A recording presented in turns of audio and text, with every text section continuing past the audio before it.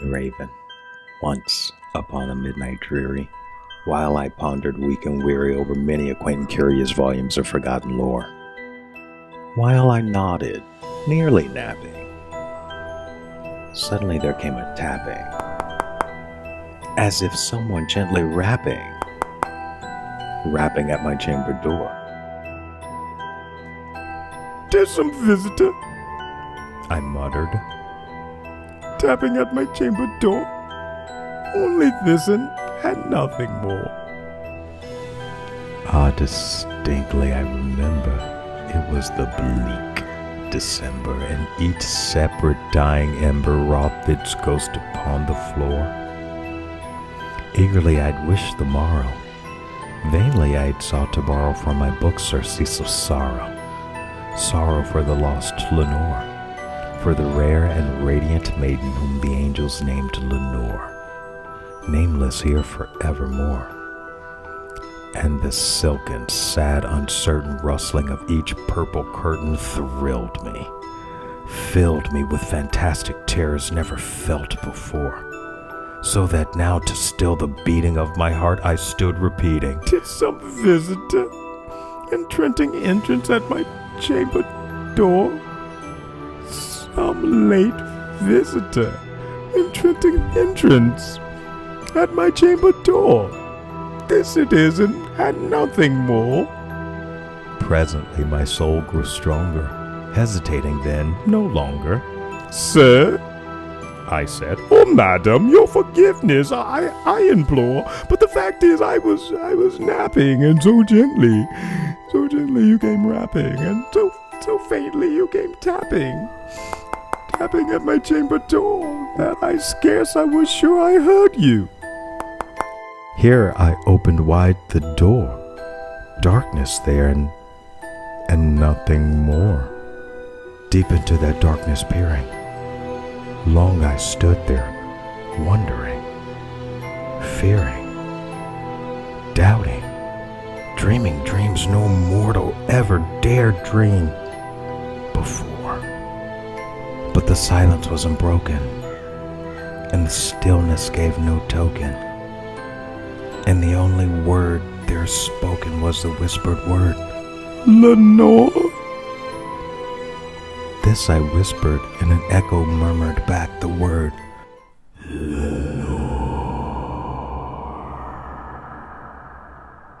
merely this and nothing more. Back into my chamber turning, all my soul within me burning. Soon again I hear it tapping somewhat louder than before. "Surely," said I, "surely there is something at my window lattice. Let me see then what thereat is, and this mystery explore. Let my heart be still a moment, and this mystery explore. 'Tis the wind, and nothing more." Open here I flung the shutter, when with many a flirt and flutter, in stepped a stately raven of the saintly days of yore. Not the least obeisance made he, not a minute stopped or stayed he, but with mien of lord or lady perched above my chamber door, perched upon a bust of Pallas just above my chamber door, perched, and sat, and nothing more. Then this ebony bird beguiling my sad fancy into smiling by the grave and stern decorum of the countenance it wore. "Thou thy crest be shorn or shaven, though," I said, "are sure no craven, ghastly grim and ancient raven wandering from the night's plutonium shore. Tell me what thy lordly name is on the night's plutonium shore."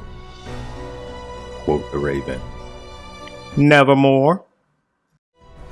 Much I marveled this ungainly fowl to hear discourse so plainly, though its answer little meaning, little relevancy bore. For we cannot help agreeing that no living human being ever yet was blessed with seeing a bird above his chamber door, bird or beast upon the sculpted bust upon his chamber door, with such a name as "Nevermore." But the raven, sitting lonely on that placid bust, spoke only that one word, as if his soul, in that one word he did outpour, nothing further than he uttered, not a feather than he fluttered, till I scarcely more than muttered, Other friends have flown before. On the morrow he will leave me as my hopes have flown before. Then the bird said, Nevermore. startled at the stillness broken by reply so aptly spoken.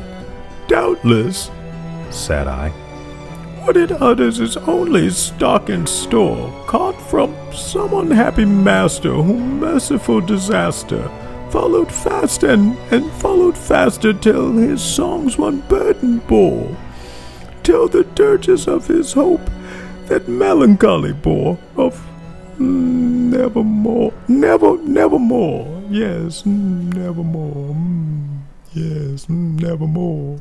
But the raven still beguiling my sad fancy into smiling, straight I wheeled a cushioned seat in front of bird and bust and door. Then, upon the velvet sinking, I betook myself to linking fancy unto fancy, thinking what this ominous bird of yore, what this grim, ungainly, ghastly, gaunt, and ominous bird of yore meant by croaking, Nevermore. This I sat engaged in guessing, but no syllable expressing to the fowl whose fiery eyes now burned into my bosom's core. This and more I sat divining, with my head at ease reclining on the cushion's velvet lining that the lamplight gloated o'er, but whose velvet violet lining with the lamplight gloated o'er, she shall press, nevermore.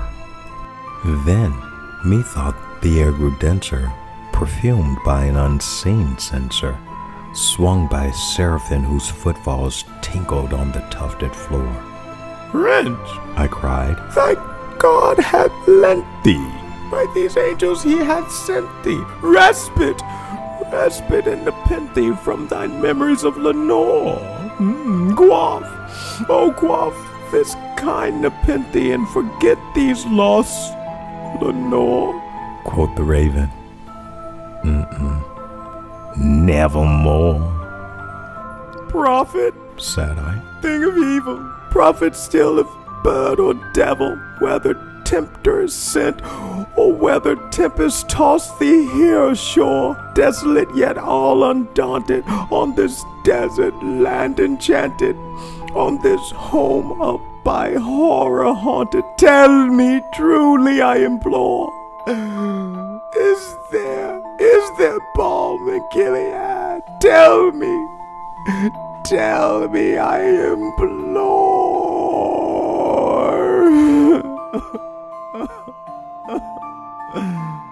Quoth the raven. Nevermore. Prophet, Said I. thing of evil, prophet still, if bird or devil, by that heaven that bends above us, by that God we both adore. Tell me this soul with sorrow laden, if within the distant Aden it shall clasp a sainted maiden whom the angels named Lenore.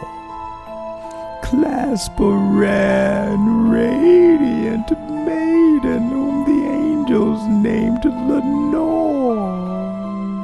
Quoth the raven. Nevermore. Be that word our sign in parting, bird or fiend. I shrieked, upstarting. Get thee back into the tempest and the night's plutonium shore. Leave no black plume as a token of that lie thy soul hath spoken. Leave my loneliness unbroken. Quit the bust above my door. Take thy beak from out my heart and take thy form from off my door. Quoth the raven. Nevermore. And the raven, never flitting, still is sitting on the pallid bust of Pallas just above my chamber door, and his eyes have all the seeming of a demon's that is dreaming, and the lamplight o'er him streaming throws his shadow on the floor, and my soul from out that shadow that lies floating on the floor shall be lifted nevermore.